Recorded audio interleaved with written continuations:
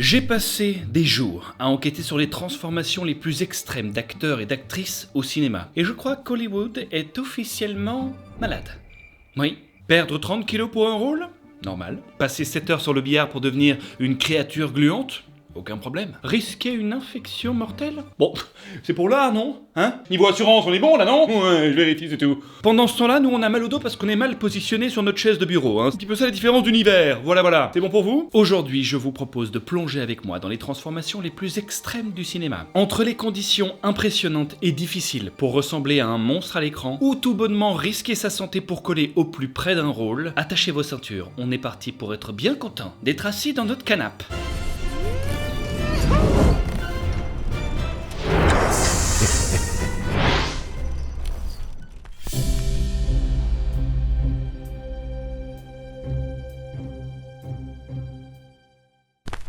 Tout le monde connaît Christian Bale, que ce soit pour son rôle de Batman,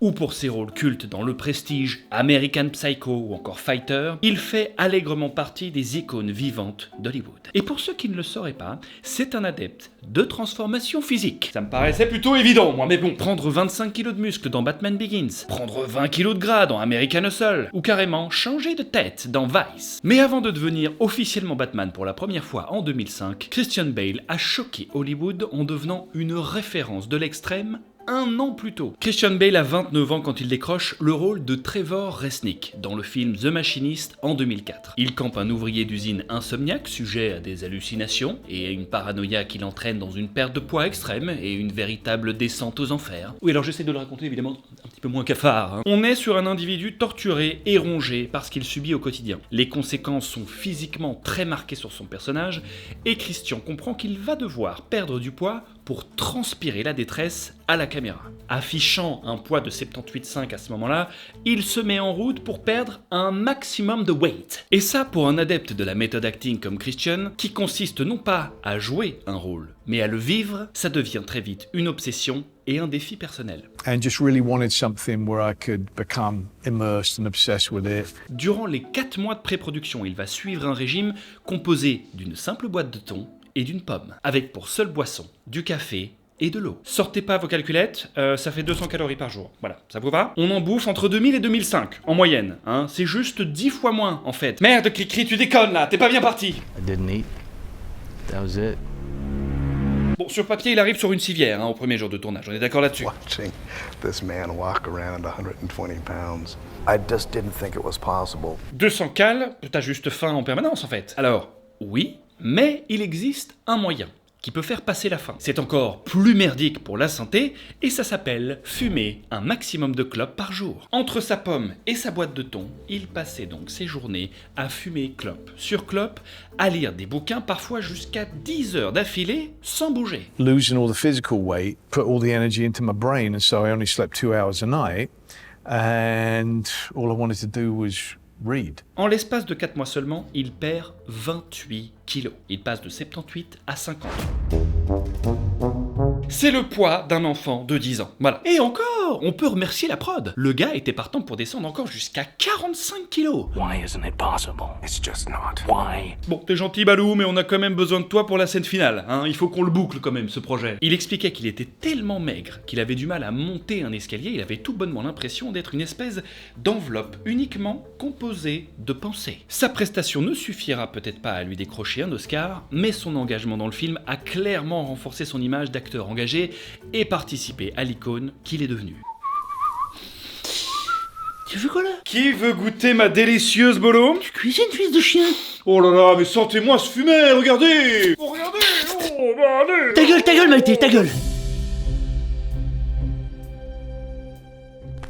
Oh, alors celui-là, c'est un beau. Ça parle de moi, là? Alors, non, mais ça fait plaisir d'avoir de tes nouvelles. Comment tu vas? Oh, bah écoute, ça roule, la petite vient d'apprendre à compter. Je m'en fous de ça, hein, je te le dis. Compréhensible, défendable. T'as quelque chose pour moi aujourd'hui? Pour tous ceux qui regardent cette vidéo, surtout, si vous ne vous êtes toujours pas mis à NordVPN, aujourd'hui c'est le moment. 4 mois d'abonnement supplémentaires sont offerts en s'abonnant à NordVPN via le lien en description. Mais attends, ça sert à quoi un VPN? Mais je vais vous le dire. Non mais je sais bien ce que c'est une blague. Mon utilité favorite du moment reste évidemment de pouvoir profiter de programmes et de séries qui ne sont pas accessibles partout dans le monde. NordVPN me permet de changer d'emplacement virtuellement. Du coup, je me connecte en Belgique pour profiter des 4 Fantastiques sur Disney+, par exemple. En Suisse, je peux profiter gratuitement de la série Kaamelott sur YouTube. Je peux aussi me connecter en France pour profiter de MyTF1, MyCanal. Allez, si tu listes toutes les possibilités, on est là pour la nuit, hein. T'as raison, d'autant que c'est loin d'être tout. Je suis protégé au quotidien sur Internet en étant connecté à NordVPN.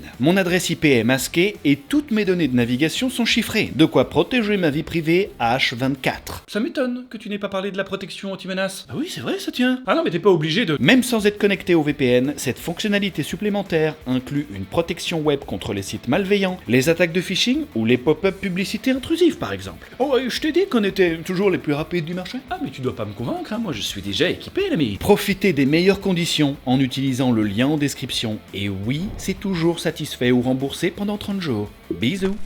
Bon, où est-ce qu'on en était déjà? Notre ami Skarsgård dans Dune, probablement l'une des transformations les plus marquantes du cinéma récent, et qui ne s'est pas faite sans sacrifice, vous allez voir. Faut dire que chez les Skarsgård, on aime la transformation. Son fils Bill marche d'ailleurs tout droit dans les traces de son papounet, hein. Quitte à le dépasser, là, attention. C'est vrai qu'entre ces transformations de Pennywise dans It ou de Comte dans Nosferatu, il y aurait de quoi dire, hein, un jour peut-être. Mais avant ça, c'est son daron qui a pavé le terrain au tout début des années 2000 avec son personnage du Bottier dans Pirates des Caraïbes, le secret du coffre maudit. Qui était aussi un beau bordel, hein, il faut le dire, il aurait probablement mérité sa place dans cette liste également. Dans le film Dune, Stellan incarne le vilain baron. Principal antagoniste du film, il est manipulateur, cruel et obsédé par le pouvoir. Physiquement, l'homme est aussi imposant que dégueulasse. Et il se déplace grâce à une technologie de suspension qui soutient son corps immense. Et pour parvenir à rendre ça crédible et imposant à l'écran, il a fallu se retrousser les manches. Pour ceux qui ne le savent pas d'ailleurs, Dune a déjà été adapté au cinéma en 84. Hein. Oui, ça mériterait presque une vidéo à elle toute seule, c'est sûr, mais arrêtez de me tenter là, c'est bon. Et bien que le baron était déjà bien vilain à l'époque, on a clairement passé un step. On sent toute l'implication de l'équipe et de Stellan pour emmener son personnage le plus loin possible. Il en a fait une figure froide, calculatrice et prédatrice, symbole de corruption et de brutalité dans l'univers de Dune. Au total, notre acteur aura passé 80 heures à se faire maquiller. Ça représente à peu près un tiers de son temps passé sur le tournage. C'est un délire. Pas sûr qu'il était au courant de ça en signant son contrat. Fallait compter 5 heures de maquillage pour qu'il devienne le baron, mais 2 à 3 heures de plus pour qu'il devienne le baron à poil. Et Dieu sait qu'il aimait bien d'être le baron à poil. Oh, c'était un gros coquin. 7 hours later. A lifetime. 7 pièces de prothèses différentes étaient collées et peintes directement sur lui. Les joues, de quoi rendre sa caboche complètement chauve, les mains, les pieds. La seule chose que Denis Villeneuve, le réalisateur du film, a demandé à garder intacte pour que son jeu soit impacté le moins possible, c'est son nez et sa bouche. Allez, j'ai envie de te dire, on n'était plus à ça près, hein Denis? Il aura fallu créer une quinzaine de versions différentes avant d'obtenir le look final du baron. La combinaison finale pesait environ 9 kg et aurait nécessité jusqu'à 7 mois de travail. Oui, parce que c'est pas un simple costume ici, non. Ici, c'est entièrement entre les mains de l'équipe maquillage, qui doit soigneusement sculpter et adapter le tout au corps de Stellan. Mais notre ami, il est plutôt jeune, hein? Il a passé les 70 balais quand même. Alors évidemment, en interview, il a expliqué que la tenue devenait souvent très handicapante et douloureuse à force de la porter. Tu m'étonnes. D'ailleurs, histoire de pas crever de chaud façon Arrakis, l'acteur portait un gilet de refroidissement à l'intérieur de son costume. Un long tuyau descendait le long de son dos dans lequel il était constamment pompé de l'eau froide en continu. Pas très digne, qu'il disait Stellan en interview. Allez, c'est sûr que si le tuyau passait aussi entre tes seufs, je peux comprendre. Oui. Ce qui était un peu plus étrange, cela dit, c'est qu'il kiffait tellement la tenue qu'il réclamait plus de scènes de nu à l'écran, le bougre. Soi-disant pour que son apparence complète soit bien visible. Il adorait être nu en baron, le coquin. Pour lui, c'est comme ça qu'il foutait le plus les boules. Et il a pas tort. Allez, c'était peut-être pas si désagréable que ça, un tuyau d'eau froide entre les fesses, hein. C'est peut-être ça aussi qu'il faut comprendre. Hein, Stellan? Toujours est-il que l'un des plus gros défis liés à la tenue est la scène où le baron ressort d'un espèce de bain d'encre ou de boue noire. Le réal a fait cette scène après avoir rêvé du baron qui sortait d'un bain tel un hippopotame. Fantastic performance. Allez, je sais pas où on va avec ces explications de tournage, hein, mais au plus j'en sais, au moins j'ai envie de continuer. Le truc c'est que, niveau maquillage, le produit décollait. Et la combinaison était tellement flottante qu'elle remontait à la surface. Impossible de tourner correctement. Ça le transformait en un énorme ballon de baudruche, on ne peut rien faire avec ça. Le seul moyen d'y arriver aura été de saboter une tenue en la trouant pour qu'elle s'alourdisse dans le liquide et finisse par ne plus flotter. Malheureusement, ça n'aura pas suffi à faire gagner un Oscar à Stellan, même si l'équipe de maquillage, eux, ont bien été nommés. Hier soir, j'ai fait un rêve complètement fou. J'étais complètement perdu dans mes pensées et je dormais, quoi. Puis là, j'ai tout de suite pensé à toi, là, mon grand cochon. Ah. Je t'imaginais, tu sais, te prélasser, là, avec ton énorme corps, ton énorme bidou. Ouais. Je t'ai rêvé en hippo, Stallone. Wow, attends, on a passé un cap là, Denis. Puis tu sais, tu sortais de ton bain, tu te mettais à chier un peu partout, là. Chouette. Et là, je me suis dit, ça dérape, mais j'aime bien. On passe au maquillage, j'arrive dans 5 minutes. Tu chiais des poutines, Stallone. Finalement, on peut y aller là, ouais. Alors que Christian Bale fumait sa clope après sa vieille boîte de thon, une autre transformation impressionnante se préparait dans l'ombre. On quitte le monde du cafard de l'usine pour intégrer celui de la boxe féminine. Revenons d'abord 4 ans en arrière. Hilary célèbre l'Oscar et le Golden Globe qu'elle vient de gagner pour son rôle dans Boys Don't Cry en 2000. Mais alors qu'une telle récompense, en général, dynamite la carrière de ceux qui la gagnent, la fête va être de courte durée pour Hilary. Durant une année après sa victoire, elle ne va pas trouver de taf. Mais entre rôles secondaires et flop commercial, sa carrière est au point mort. Au point que certains pensaient qu'elle avait fait en réalité un hit wonder avec son Oscar. Et puis ciao. Elle entend alors parler du prochain film de Clint Eastwood, qui cherche l'actrice principale de son film $1 Million Baby. Le film raconte l'histoire d'une serveuse issue d'un milieu modeste qui rêve de devenir boxeuse professionnelle et qui va tout faire pour y arriver. Mais à cette époque-là, les producteurs, ils veulent une actrice plus bankable. C'est bien son histoire de Golden et son Oscar, mais ça suffit pas. Ah bon? Ah bon?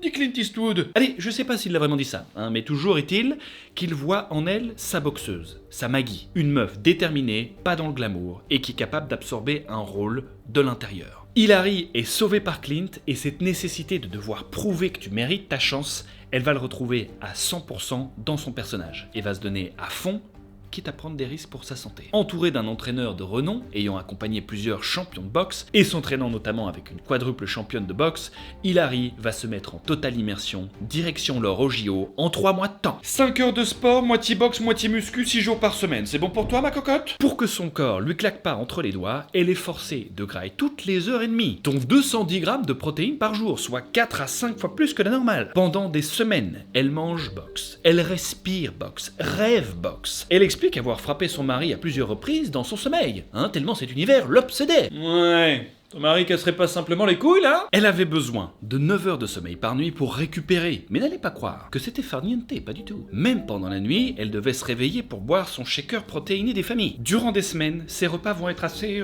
drastiques, si on peut dire. 8 à 12 blancs d'œufs à boire, oui, c'était impossible de les manger, elle y arrivait pas, c'était too much. Petit mélange de blanc d'œufs donc, avec une petite huile de lin accompagnée d'un petit bout de poiscaille.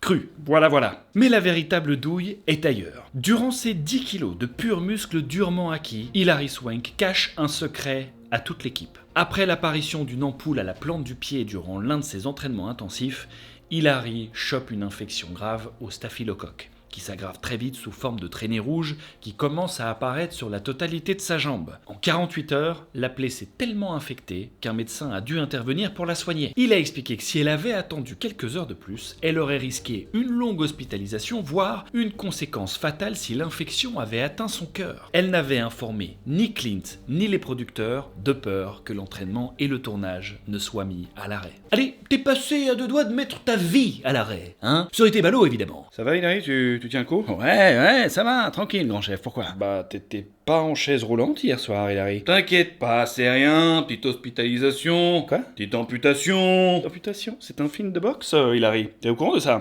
Écoute-moi bien, je vais pas tergiverser avec toi, je vais monter sur ce ring, ça va? T'inquiète pas, bon, tu peux juste mettre la planche vers le ring, comme ça je peux grimper dessus. Non mais... Voilà, bien joué, grand chef, bien joué. Pas, tranquillement. Probablement le profil le plus particulier de cette liste, parce que Doug Jones, il fait partie de ces acteurs qu'on a probablement tous déjà vu, mais qu'on serait incapable de reconnaître dans la vraie vie. Le surfeur d'argent dans les 4 Fantastiques, Abbé Sapien dans Hellboy, le commandant Saru dans Star Trek, l'homme amphibien dans La Forme de l'eau. Quand il y a un costume un peu sympa à faire à Hollywood, il est sur toutes les listes. Y compris sur celle de McDonald's, apparemment, hein, dans les années 80. Ouais. Oh, 3 fois rien, on avait besoin de quelqu'un qui sache faire une tête de lune. Voilà, pour une campagne marketing. Non, donc c'est vraiment le gars sûr, il sait jouer la lune parfaitement. C'est fou. Faut dire que l'homme a non seulement une gueule, mais un physique particulier. Avec son mètre 93, l'homme est contorsionniste à ses heures perdues, les gars, y a aucun souci là-dessus. Mais c'est surtout devenu la muse d'un grand réalisateur. L'acteur fétiche de Guillermo del Toro, qui ne s'est d'ailleurs jamais autant fait kiffer avec lui que sur le film dont on va parler aujourd'hui, Le Labyrinthe de Pan. Ce film est sorti en 2006 et raconte l'histoire d'Ophélia, une petite espagnole qui fuit la violence de la guerre en découvrant un mystérieux monde souterrain rempli de créatures étranges. L'une des plus fascinantes d'entre elles est incarnée par notre Doug national et n'est autre que l'homme pâle, une créature extrêmement maigre, à la peau pendante et surtout sans yeux ni né. Le défi majeur était donc de parvenir à créer l'effroi, l'angoisse à travers un monstre qui voit différemment et qui se déplacerait avec une espèce d'expression corporelle dérangeante. Alors quand je dis voir différemment, j'entends qu'il avait ses orbites au creux de ses paluches. Ça vous va là? C'est plus clair?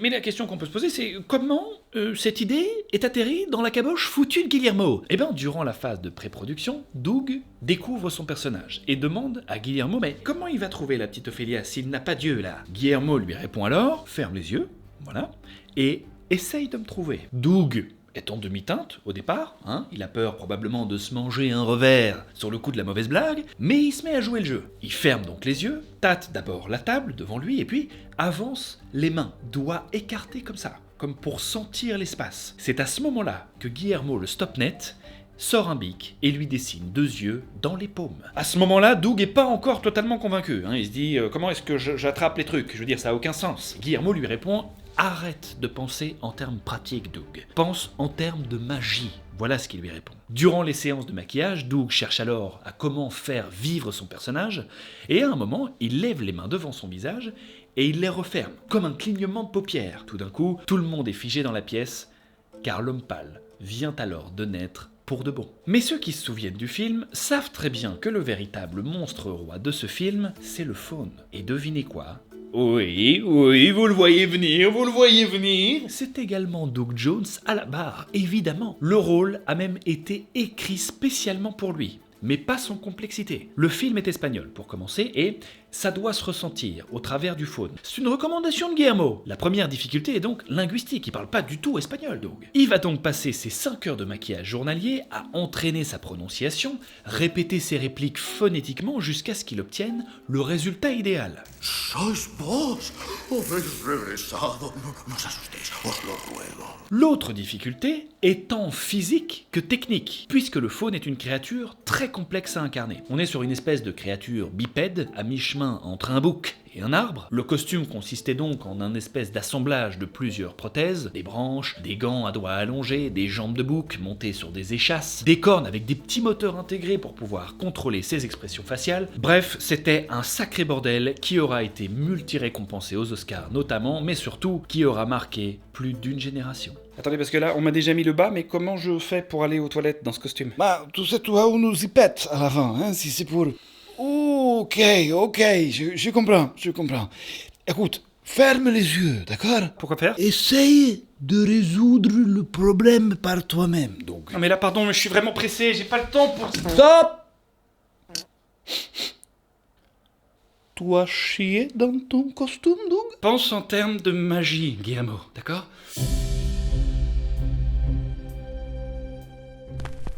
Il y a pas mal d'acteurs qui ont eu une perte de poids impressionnante à l'écran, mais en dehors de Christian Bale dans The Machinist, c'est probablement Matthew McConaughey qui nous vient le plus vite à l'esprit. Déjà, il a gagné un Oscar, lui. Hein, Christian? Why? Un Golden et un SAG en plus, le triplé, t'imagines? Alright.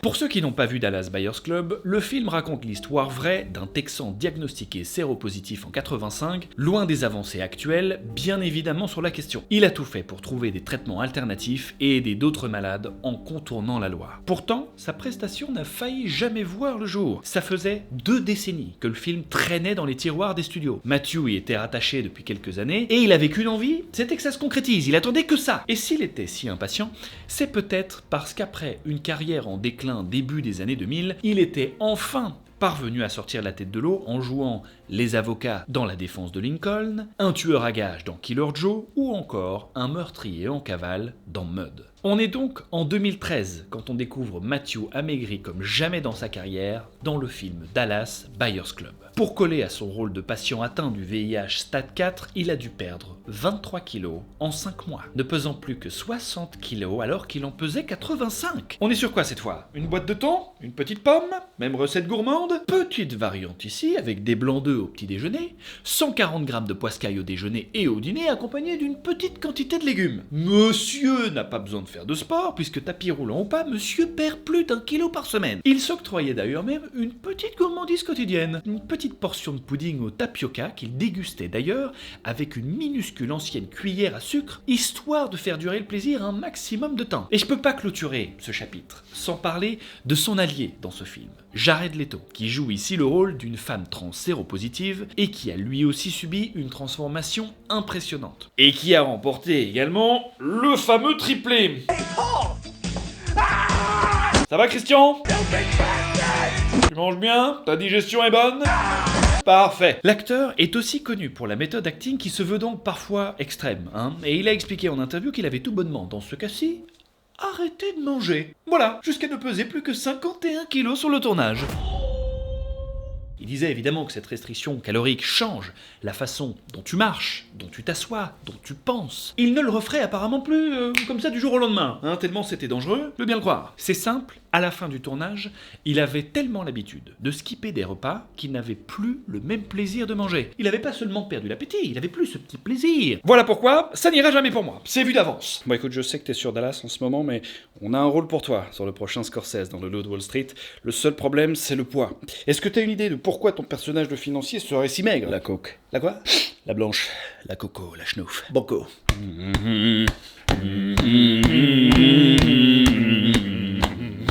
Bon allez, j'y retourne, je suis malade à la base, donc...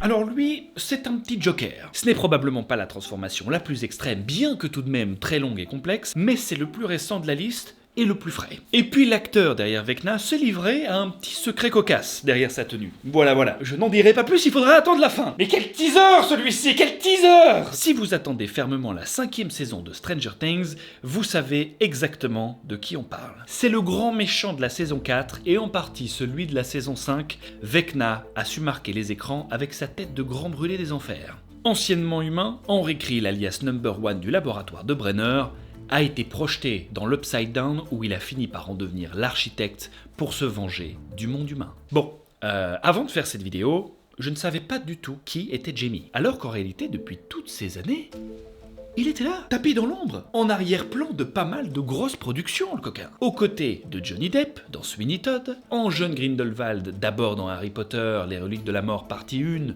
puis dans Les Animaux Fantastiques 2, il était le très énervant Cassius dans Twilight, mais c'est réellement en 2022 que sa carrière prend un tournant quand il auditionne pour un rôle dont il ne sait au départ pas grand-chose. Écoute, envoie-moi une vidéo de spi, voilà, joue-moi quelques scènes du film Hellraiser et puis on s'occupe du reste, ça te va? I was given 2 sets of sides. One was from Primal Fear and the other set of sides was from Hellraiser. L'équipe est séduite par son audition et lui confie alors le rôle de Vecna dans la saison 4 de Stranger Things. Alors on est sur un démon, bien foutu physiquement, ce qui nécessite donc entre 6 et 9 heures pour l'équipe maquillage afin de le transformer entièrement, mais l'allure de Vecna est encore à peu près humaine. Ça veut dire qu'on peut pas lui foutre une énorme big tenue, faut qu'on ait l'impression que c'est sa propre peau en somme, qui a muté quelque part. Et pour y parvenir, l'équipe va donc devoir faire un moulage complet du corps de Jamie avant de le découper en une 20aine de parties. Le moulage, pas Jamie évidemment. T'imagines?